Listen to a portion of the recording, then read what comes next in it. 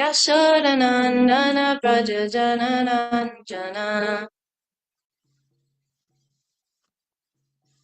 Yanatiravanachari Yanatiravanachari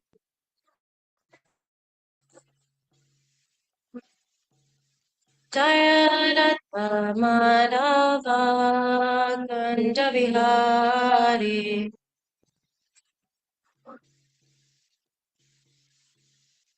Hare Krishna, Krishna Krishna, Hare Hare, Hare Rama, Hare Rama, Rama Rama, Hare Hare.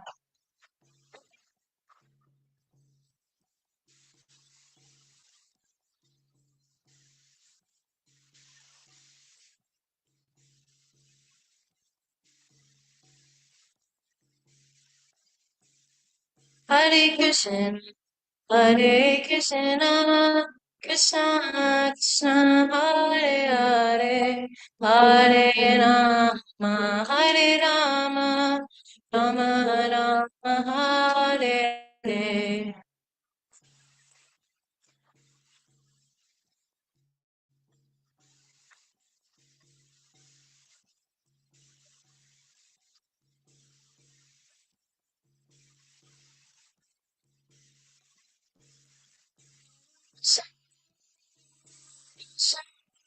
Krishna Krishna, Hare Hare, Hare Rama, Hare Rama, Rama Rama, Hare Hare.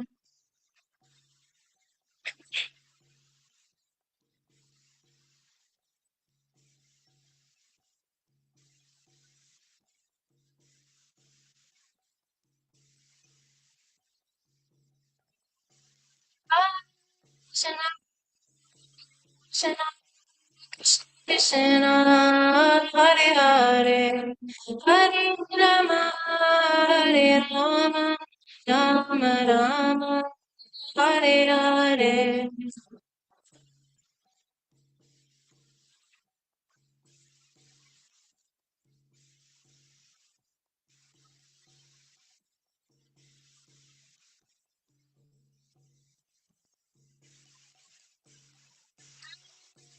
Prabhupada Jaya, Prabhupada Jaya, Prabhupada Chila Prabhupada.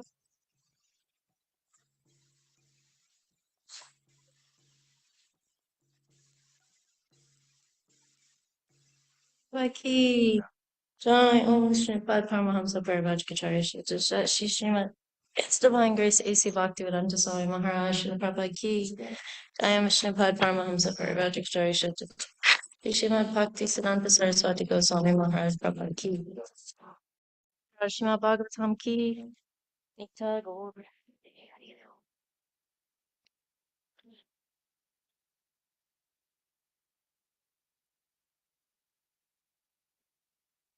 Om Namo Bhagavate Vasudevaya.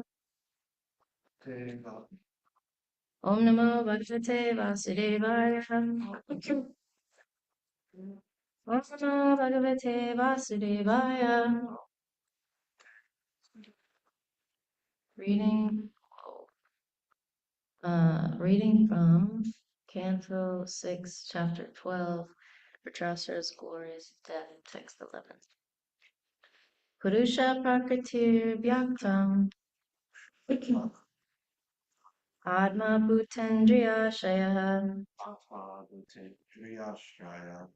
Shaknuvantyasya Sargado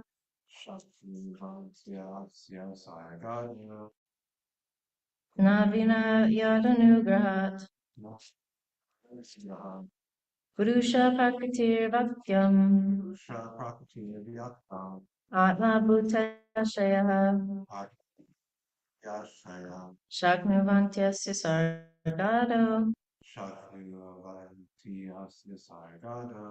Adinayanugrahat Purusha Prakritir Vyaktam Purusha Praktir Vyaktam. Atma Bhutendriyashaya. Atma Bhutindriyashaya. Shaknuvantyasya Sargado. Shaknuvanti Asya Sargado. Navinayadanugrahat. Navinai Yadagraha. Please repeat. Purusha Praktir Vyaktam. Purusha Prakrtir Vyaktam. Atma Bhutindriyasaya. Atma Bhutendriyashaya. Shaknuvanti Asya Sargado. Shaknuvantyasya Sargado. Navinaya Graha. Navinayadanugrahat. Anyone online like to repeat? Purusha Prakritir Vyaktam Purusha Prakrtir Vyaktam. Atma Bhutendriya Shayaha Atma Bhutendriyashaya. Jaknivati Yasya Sargada Shaknuvantyasya Sargado. Navida Yad Anugrahat. Navinayadanugrahat. Anyone else?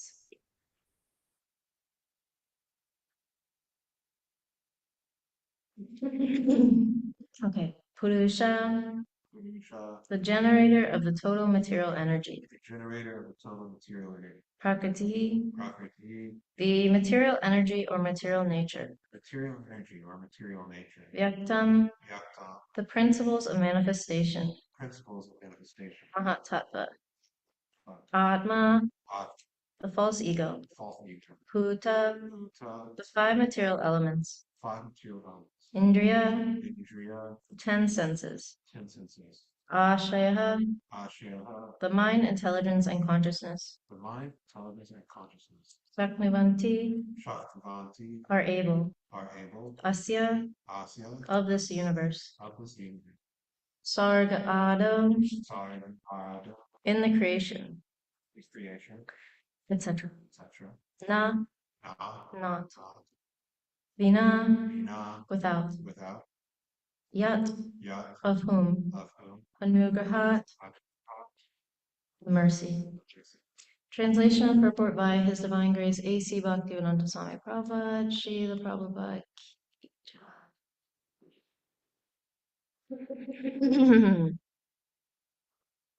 Okay.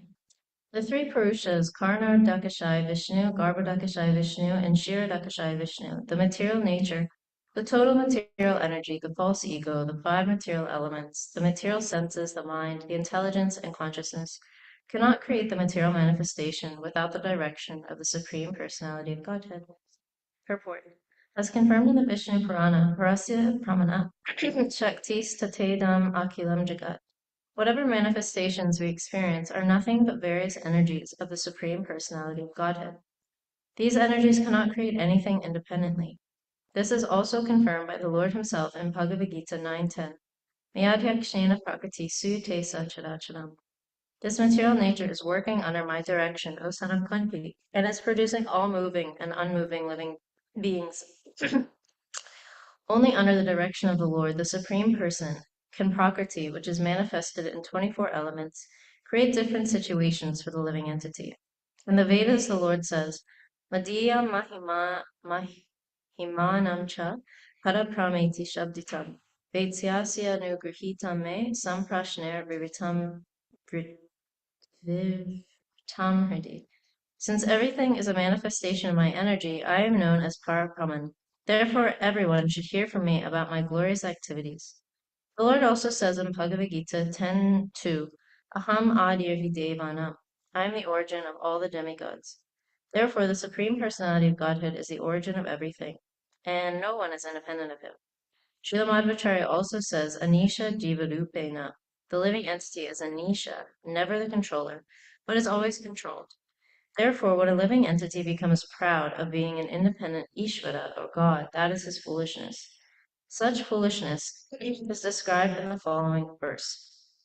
Translation again, the three Purushas, Karna Dakashai Vishnu, Garbha Dakashai Vishnu, and Shira Dakashai Vishnu, the material nature, the total material energy, the false ego, the five material elements, the material senses, the mind, the intelligence, and consciousness, cannot create the material manifestation without the direction of the Supreme Personality of Godhead. Om Jnana Timanandasya Gananjana Shalakaya Chakshana Militamina Tasmai Shri Guru Namaha. Jai Shri Krishna Chaitanya Prabhu Nityananda Shri Advaita Gadadhar Shivasari Gaur Bhaktivinoda Hare Krishna Krishna Krishna Hare Hare Hare Rama Rama Rama Hare Hare. Wait a second.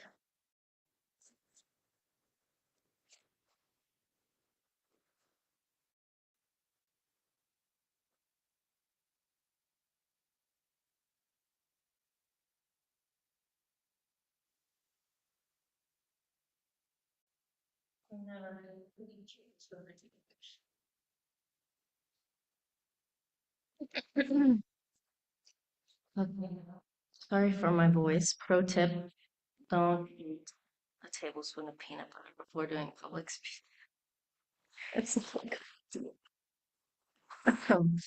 Um, like it's just stuck in there.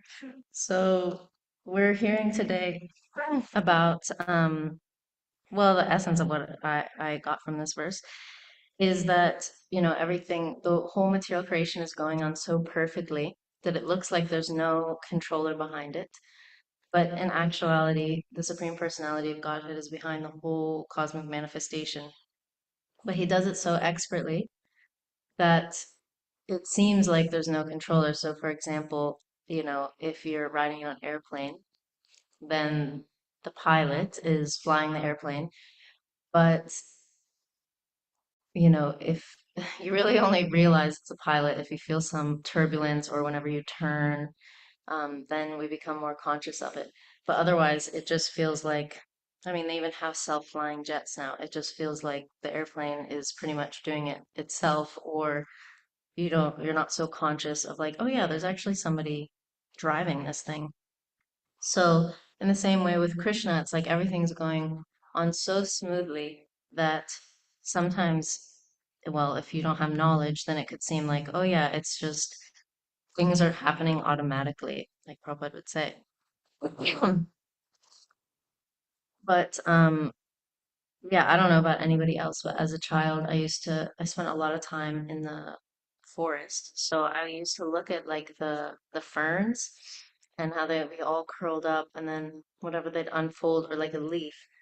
And I would think, I'm like, there's no way, there has to be a God because it's just every leaf is so unique and so intricate that there just has to be somebody that created this with some intelligence. Like otherwise, how could there be so much diversity and so much intricacy and everything? And that's a child. But as we grow up and get acculturated, and basically brainwashed, then we just start to uh, have really all common sense knocked out of us.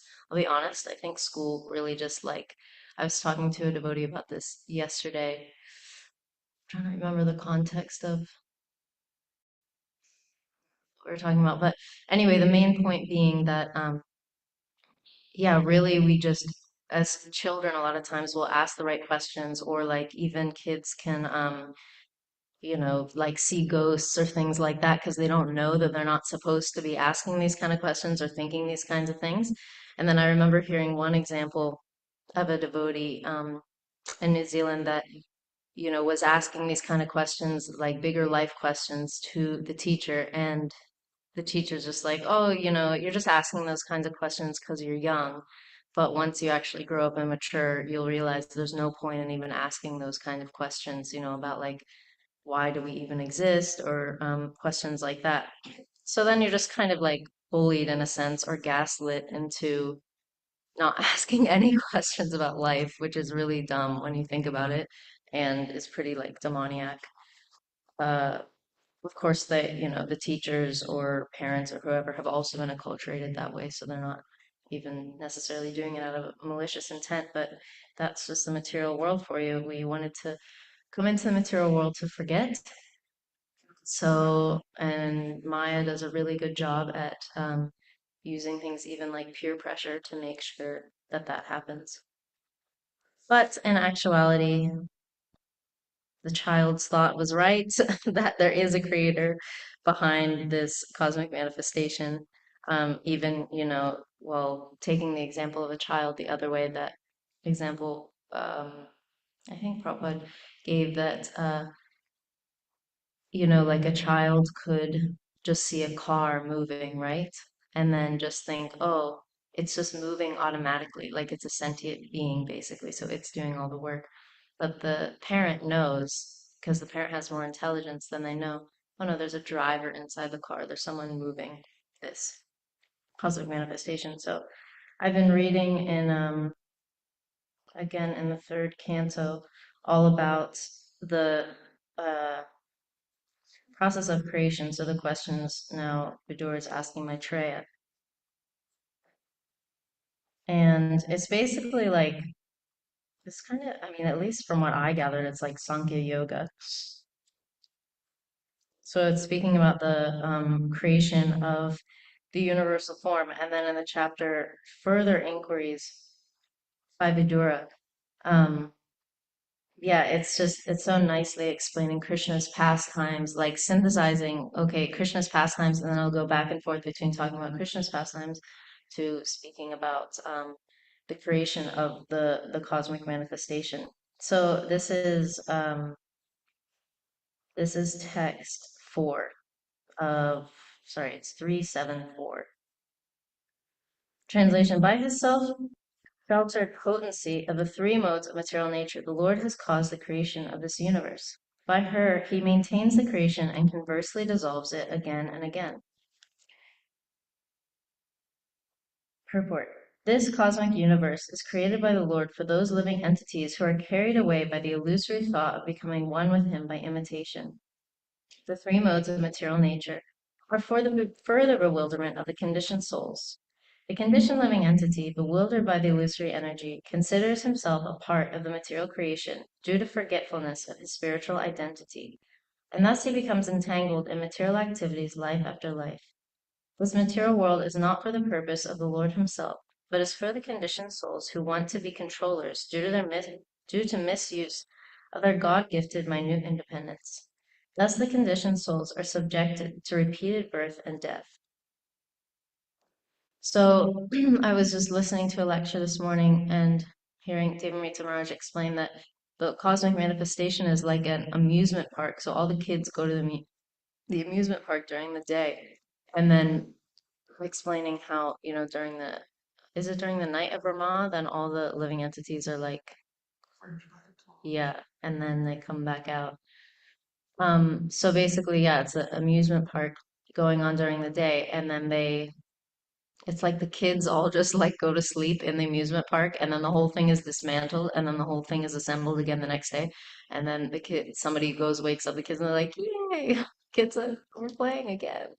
So that's basically the cosmic manifestation, which yeah, it's pretty graphic when it's put like that. Like, oh man, that's what we're doing. We're just like sleeping, and then really with like the naivete of a child, we're just being woken up again. Yay, another day, and then put to sleep, and then yay, and it's like nobody's asking, why are we why are we here? When are we, like, who are our parents? Who's actually behind this whole amusement park? But a few might. Like one time in, I think I've referenced this before, but one Bhagavatam class, I think I was speaking about karma, and I don't know how many of you have watched Pinocchio, but it's pretty dark stuff. And then there's the, you know, the Pleasure Island, like where all the, did you ever watch Pinocchio? Yeah, I was thinking of the exact same. Really? Yeah. So I went back and watched it for Bhagavatam class, like show, and I was like, wow, whoever wrote this, I don't know if it was Walt Disney or whoever, but I was like, they were spot on, because I don't remember how Pinocchio ends up there, but you know, he's got that one like friend, and they're all the boys are like enjoying on this island, and they're drinking and they're like gambling and smoking big fat cigars and playing pool and this and that. And there's like this evil henchman, or like oh, he's like the leader of the circus. And so he's uh waiting, because basically the kids are going to get their reactions to all these sinful activities that they're executing. So basically then, you know, they're smoking the cigar and Pinocchio's looking at his friend, and then the kid that's smoking the cigar like sprouts one ear and then the other ear, and then like a big donkey nose, like that, and Pinocchio's watching and he's like rubbing his eyes. He's like, "What's happening?" And then he sprouts a tail or something like that, and then they turn into donkeys, and then the circus master like puts them all into um puts them all into the cages, like all the boys, and all the boys are crying. Like, I want them. It's really it's really crazy for a children's movie. Um, and then yeah, I guess he like ships them off to the circus or something like that. But it's so accurate description actually of like material nature, in a sense, karma too, that it's like, everybody's enjoying, thinking that they're not going to get any reaction for these sinful activities. Like it's so cool, like smoking cigars like we're big adults, and there's like a boxing ring where they're all like beating each other up, and then, yeah, and then, but at the end, the cruel material nature, the cruel circus master, um, rounds them all up and is like, I don't know what he does with them. Do you remember? So he's going to work in the mines. That's what I was like. Why would you just have a bunch of donkeys in the circus? They're more like work animals. So yeah, anyway, they work in the mines or something like that. Somehow Pinocchio ends up like being get the what is it, like the cuff and a big iron ball, and like sinks to the bottom of the ocean or something like that. So one way or other, they all met not so great ends. And then Jiminy Cricket, Super Soul, comes in and somehow other saves Pinocchio. So yeah, material nature, it's pretty crazy stuff. But if we ask enough questions and then after getting some answers, then apply ourselves to studying this knowledge, then we can actually come into contact with Krishna and associate with Krishna daily. I mean, if you really think about what we're up against, like I just said, this um, whole pleasure island like setup of the material world, then and we realize how dark and scary it is. If you want to, yeah, if you want to like really be set up, I recommend set up for like being in the proper mindset of like how in a sense like sinister material nature is, then I recommend watching a Pinocchio video. But yeah, then we might have a little bit of like, oh yeah, wake up a little bit, like splashing cold water in your face. And then we become very motivated and very like desperate actually to associate with Krishna and figure out what's really going on so that we don't get duped or we don't get fooled and end up looking like fools or donkeys in the next life. And so reading Srimad Bhagavatam is associating with Krishna daily. And yeah, it's very nice. Krishna is so merciful. Like the other day, we had Lord Nityananda's appearance day, which was so nicely coordinated by Kalsur. But I mean, at least from my side, it went very smoothly. Of course, the manager always knows everything that maybe went wrong. Um, but Lord Nityananda, Lord Chaitanya, they're so merciful. And actually, in devotional service, we might not feel like up to par or like, oh man, I am not so surrendered or devotional in this department or that or whatever. But Krishna is always waiting to associate with us through his holy name and through the reading of Srimad Bhagavatam. And we hear so often, it's like, why Prabhupada put so much time and energy into writing these books? Like, and I guess we're used to people like doing that, putting so much time and energy into writing books. Like it's a rare person that's just like, I just want to do it for the good of humanity. Or even if that is there, it's always mixed with like some selfish motive, right? Of just like, I want to feel the extended selfishness of, feeling like I'm a helper. I help people. Or, or they're just straight up doing it to just make a lot of money. That's there too. But Prabhupada, it actually takes a little bit of work to just remind oneself and rework the vision. Like Prabhupada did not have that. He did not have the selfishness or the extended selfishness. So, I guess on autopilot or default, the subconscious mind can just be thinking, oh yeah, like yeah, not consciously thinking this, but just in the back of our mind because we're so used to people writing books like that that it's like, oh yeah, Prabhupada was doing this because I don't know, he liked to write or um, he wanted the books in English for some reason for himself, or whatever variation of that, because we're so used to people acting with some tinge of selfish motive. But Prabhupada did not act in that way. That's not why he was writing the books. I mean, he was really doing it like purely for the benefit of humanity and following the instruction of a spiritual master. Like, he didn't have any need to have it in English. He already had it in Sanskrit, and then I'm assuming in Bengali, maybe it was like translated to from Sanskrit to Bengali. So my point is that uh, he already had access. So, separate from the order of his spiritual master, there was no need for him to translate it to English.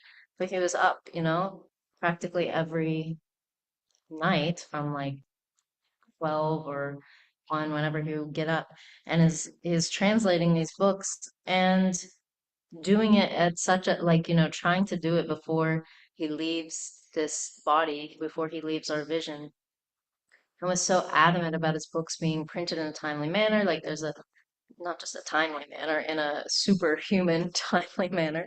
Is like the Chaitanya Charitamrita marathon, printing marathon, and then was so adamant that his books be distributed widely. And I was just hearing a lecture yesterday that David Raj was recounting how Prabhupada, I'm trying to think, I think it's in the Bhagavatam purport. I don't remember if it's in the CC purport or Bhagavatam purport, that Prabhupada speaking of the intimate desires of Krishna. So at first in this purport, man, I gotta listen to that lecture and find it because I want to like post it on my wall. But Prabhupada was speaking, or the verse was about Krishna's like loving dealings with Radharani, and must have been the CC, and speaking about the intimate desires of Krishna. So people might, and his point was, people might say like, oh, well, Prabhupada's books don't have everything. Like, even when Prabhupada was on this planet and even using Prabhupada's books, there was the Gopi Baba Club in in LA. And Prabhupada said, they're misusing my book. So they're just taking out these sections of his books that's just reading about Krishna's pastimes with the gopis and saying, this is the highest, this is all we should be studying. Or worse than that, then people are going outside of Prabhupada's books, or even, so I was hearing in the lecture, even nowadays, or whenever this was, a decade ago, um, devotees saying, oh, well, Prabhupada, he was just trying to start up the movement, so he didn't give us everything in his books. Like, there's more, we have to find the more intimate dealings and publish about those. And, like, basically, that Prabhupada left incomplete knowledge. But Prabhupada never said that. Prabhupada said he has given us everything in his books. So anyway, in this purport that Maharaj was speaking about, he was saying that Prabhupada is talking about the intimate loving affairs between Krishna and Radharani, talking about Krishna's intimate desires. And then Prabhupada just inserts at the end, I think, he said the innermost desire of Krishna is that his name and fame be spread to every town and village and all over the world. So it's like, yeah, it's not an additional desire, or an external desire or something like that. It's like the innermost desire in the core of Krishna's heart. And that is exactly what Lord Chaitanya and Lord Nityananda come to preach. So they're not, you know, Lord Chaitanya is coming and he's in the mood of Radharani. But what's he doing? The whole time, he's chanting and dancing and he's in ecstasy and is serving prasadam to the devotees and is loving the devotees and embracing them and glorifying them, like all the things that we're taught to do in Vaishnava culture. So we're not lacking anything. We're actually doing exactly what the innermost desire of Krishna is, as exemplified by Lord Chaitanya. And he's wherever he goes, whomever he meets, he is giving them Krishna's holy name. Like Madhupan was recounting the whole pastime of Jagai and Madai very sweetly, and how ecstatic Lord Nityananda and Haridas Thakur were going from door to door. It was reminding me of like, oh man, I can't remember that devotee's name, but like in whenever book distribution was going on, during Prabhupada's presence, and just how like in ecstasy the devotees were, that they just like run up to people. I mean, literally run up to people's doors. Tarka Prabhu can give more examples, but like run up to people's doors. I'm thinking one devotee in particular that was quite tall, and I think they said like, where was I reading about this? He was quite tall, and I think like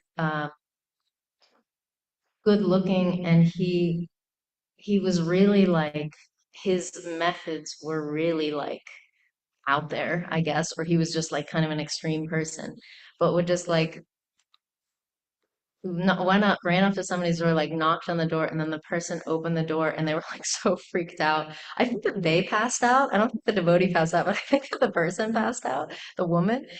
Yeah, and because they were just like this, it's just like so much ecstasy, and it's just like, I want to tell you about Krishna.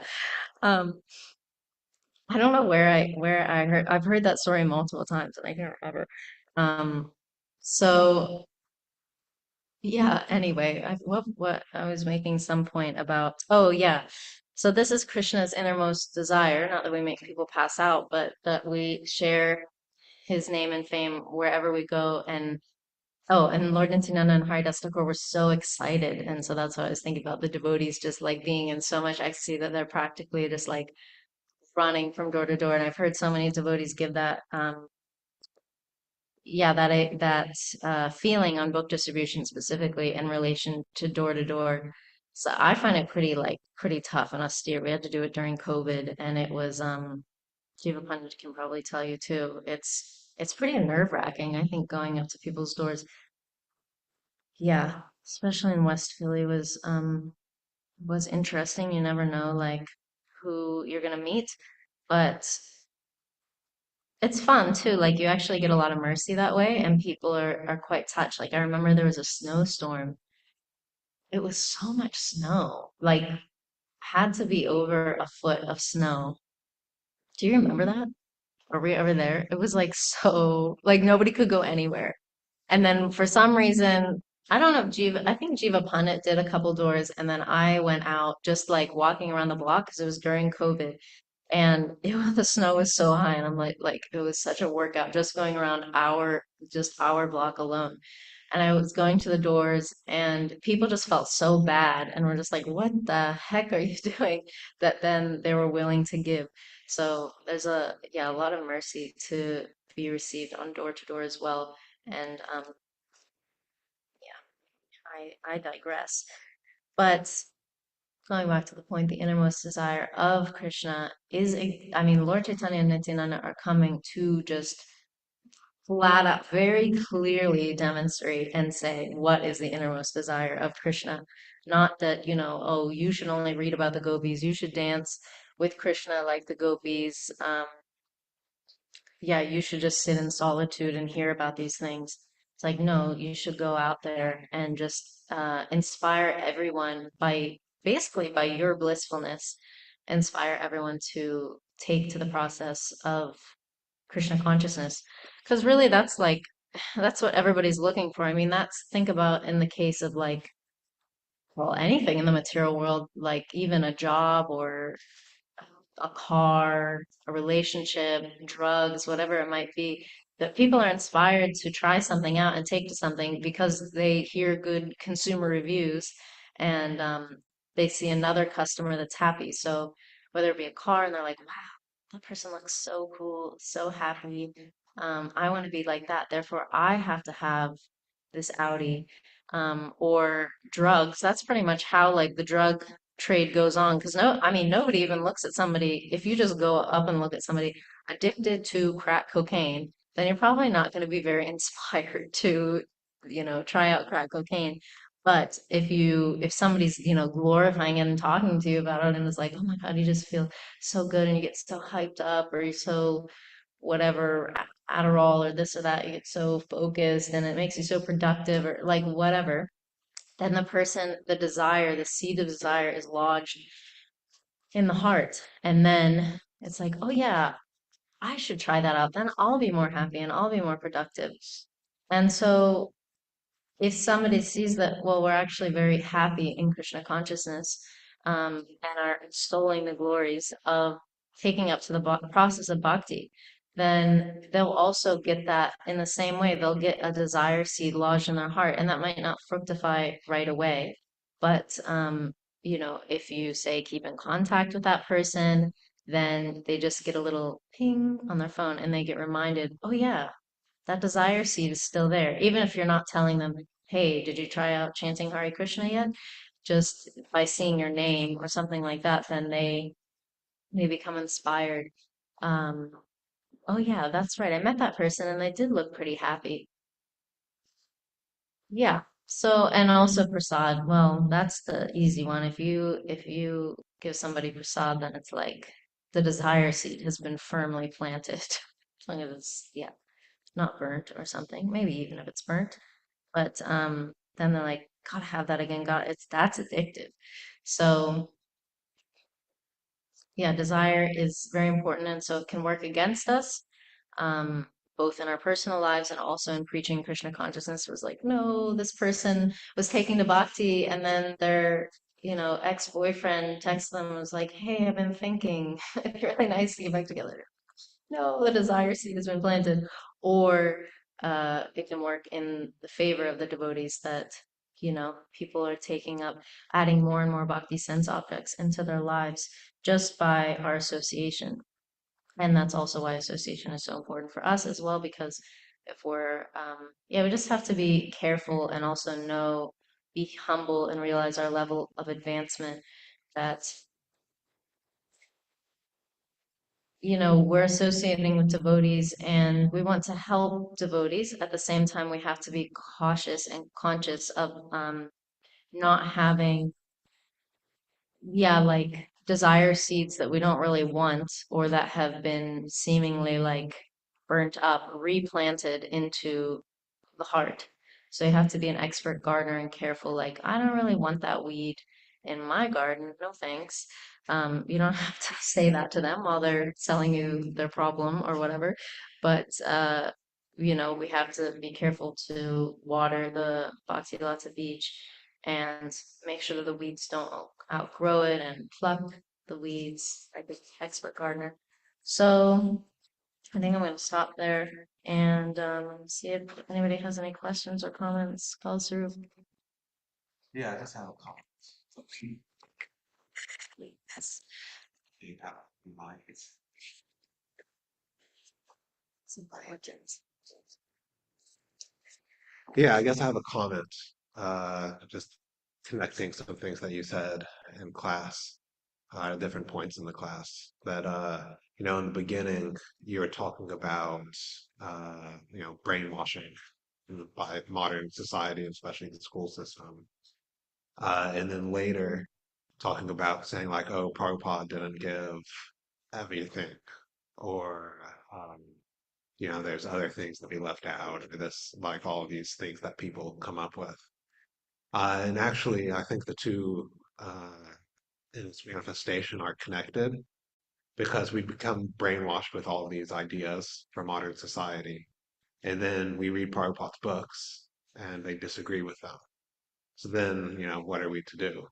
And the thing that some people say is, uh, oh, well, when it comes to spiritual things, Prabhupada is the authority. But when it comes to material things, that's the things that I disagree with. Then, Prabhupada's just some Indian uh, grandpa or something. There are people who actually say this, which is, of course, Guru Aparad. And actually, I've heard compared to the half hen logic, right? You want to cut off part of Prabhupada. So I was thinking that this brainwashing by modern society actually goes pretty deep into our consciousness. And just because we, you know, take up devotional service and, read Prabhupada's books once, uh, most of us don't automatically give up the nonsense ideas. So that we should mm, actually like deeply study Prabhupada's books, and all of them, not just, the parts that we like to say, oh, Jai, such nice pastime. but even the ones that are, very heavy. Because through means heavy. And actually, he's giving us an opportunity to purify ourselves of all of the contamination that's coming from uh, modern culture in particular, but actually everything other than pure devotional service. So that's my diatribe for today. Can you give an example other than the moon landing Other than the moon landing, uh, of like something that somebody would skip because they just don't like? gender roles. Okay, sorry, you were just ready for that one. Gender roles, democracy, Ah, that's great.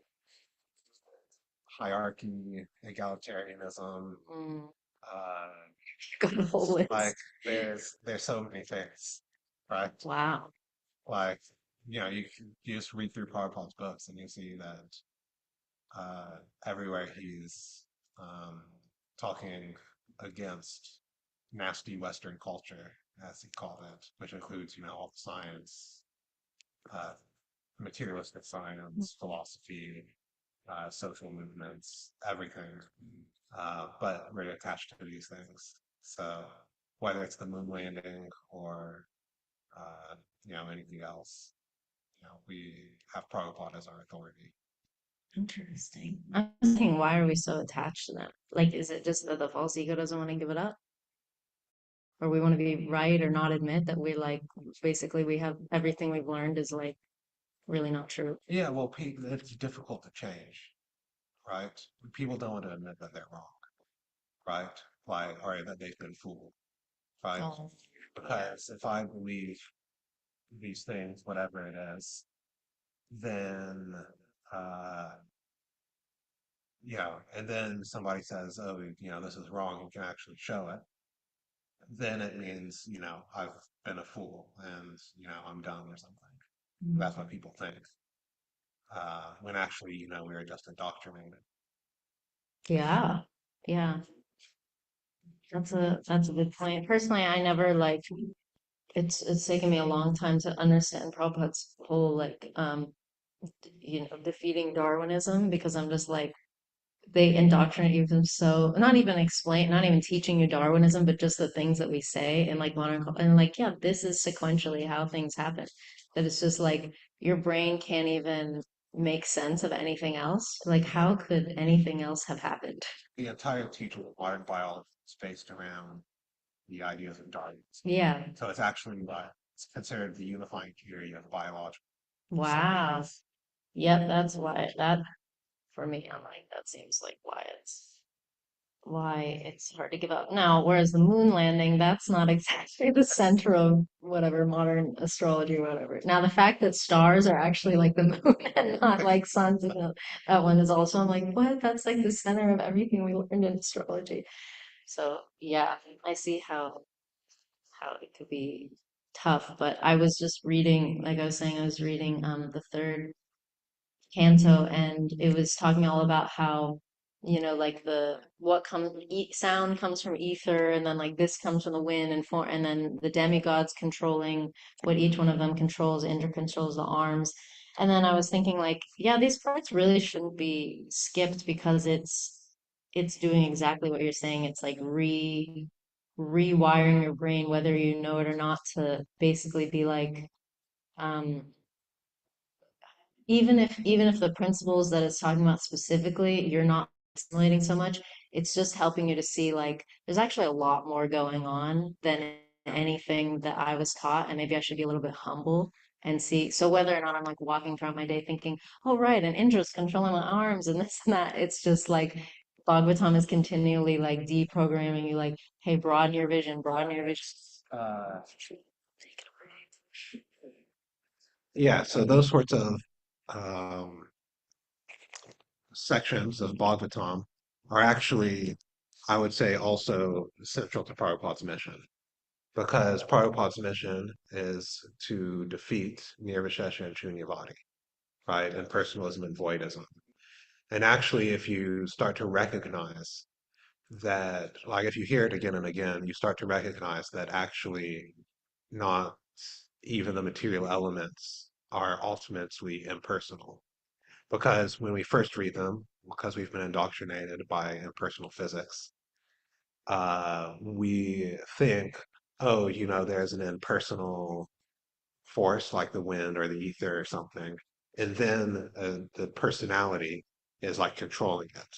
But actually, these things are, of course, they're all the energy of Krishna ultimately, but they can be considered the energies of these demigods. So actually, it helps once you start to look at it in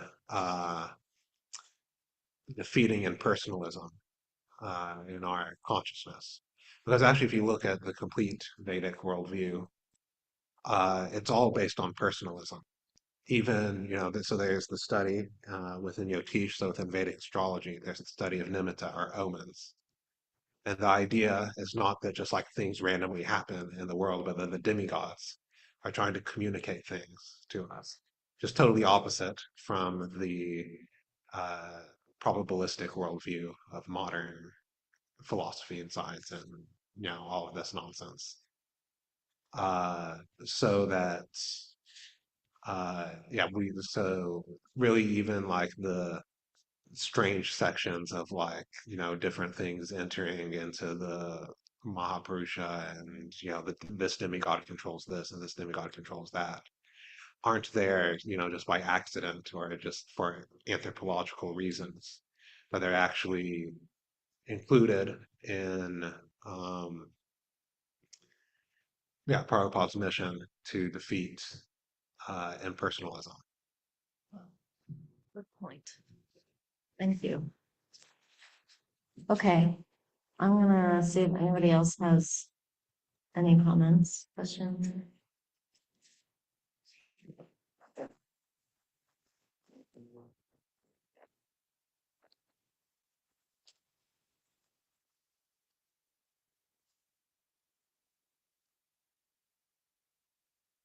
Okay, if not, wait, you're watching Tarek move his microphone. Then just on your point about the demigods controlling, I was reading about this with, again, the same devotee, and for us, it still doesn't make sense, or this whole conception of like, oh, we're actually not independent in material nature, that the demigods are even controlling, um, I mean, every single the eyelid, as we commonly hear about everything. So, but it seems like I thought that the three modes of material nature are like controlling, in a sense, like controlling our actions. I mean, depending on which one we associate with, or like Indra's controlling my arm, but if I'm like, I want to raise my arm right now, then I can do it. So how does that all fit in together? So there's different levels to things, right? So it's not even that the demigods are supreme. So there's, of course, ultimately Krishna, and there's various expansions and incarnations. And then there is the pradhan, right? So the kind of unmanifested material nature, where everything's kind of in balance. And then when that's agitated by Kala, the time element, which is the glance of the Supreme Lord, then the modes of nature become, as you say, locally unbalanced, right? And even the modes of nature are controlled by personalities, right? Vishnu, Brahma, and Shiva. And from those modes of nature are manifest the various, demigods, humans, animals, everything, right? And as far as, I'm deciding to, raise my hand or lower my hand, uh, to give an analogy, you could say, so like this area, right, of the country is controlled by the Juniata County government, right, whatever our local government is. But we still have choice within that purview, right? So we can, for example, practice Krishna consciousness here, but we can't kill somebody, right? For example. because so we're still under control, but there's freedom given within control. So is it Right. like the limitations of the arm? Yeah, so if, Indra or whatever demigod is in charge of our arms decided, no more arms for you, then our arms would stop working, Mhm. right? So that's my understanding of it, at least, is that, the demigods are predominating over these various parts of our body and different elements and things like that. But we do have some freedom within that um, purview. And we have to have some freedom because the laws of karma have to be just. Right? You can't punish somebody for something they had no choice in. Mhm. So we do have actual choices in how we behave, which are then, lead to the good and bad reactions of our karma. That makes so much more sense. It's like getting a company car. They're just Yeah, like, basically. you have limitations. We can take out your radio if we want to, or whatever, turn off the AC. So that makes more sense. Yeah, thank you. Okay, less than 60 seconds. Anyone have anything? Did the offering happen? Did you hear the bell? I wasn't paying attention. What was that? Okay. Hare Krishna. I'd like to thank you Oh. for a wonderful class. I'm enjoying the comments. And I would comment further, but I have nothing I can fit inside of 1 minute. So, Yeah, they just tap the conch. Hare Krishna. I well, thanks for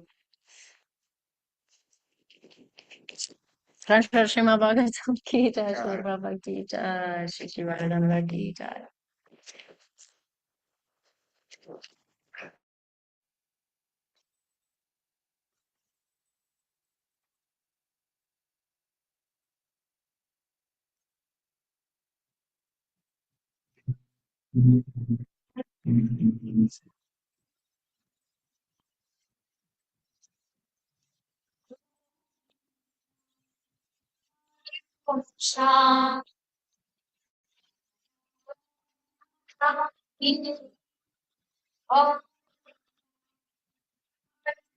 Shanti.